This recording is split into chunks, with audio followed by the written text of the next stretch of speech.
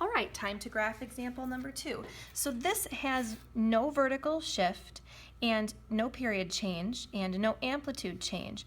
It does flip at the end, but we still say that that is an amplitude of +1 because the height, even though it will be flipped upside down, is still 1. So even though you have a flip, you still say your amplitude is 1.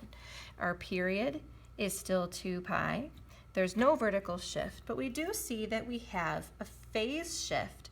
Our phase shift is the opposite of c over k, and in this point, this time k is just 1. So, all right, so it's a sine graph, and so I'm going to start by just dotting in the regular sine graph.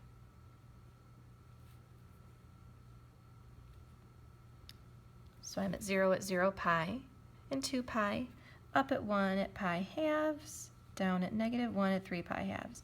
I'm just going to dot that in for you. Hopefully you can see it. It helps if you make the noises. Oh, that's so beautiful. Okay, all right. Now, I need to move all of these points over to the left pi fourths.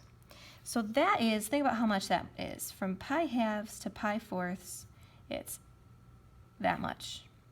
From pi fourths to 0, it's that much. So I'm just going to move this little guy over that much. And this little guy over that much. So see what I'm doing? I'm just moving everything over to the left beyond, say, that much. Here, that much. There, that much. There, that much. So now I have, and I'm going to draw this solid, but this is not the ending graph. I have this. So you can clearly see that my sine graph is shifted over to the left by -pi fourths.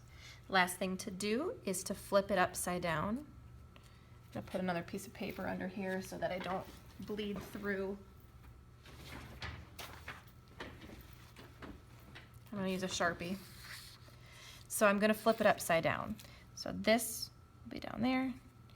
This will still be here, and there, and up, and there. And there you have it. There's my original, or excuse me, my final graph.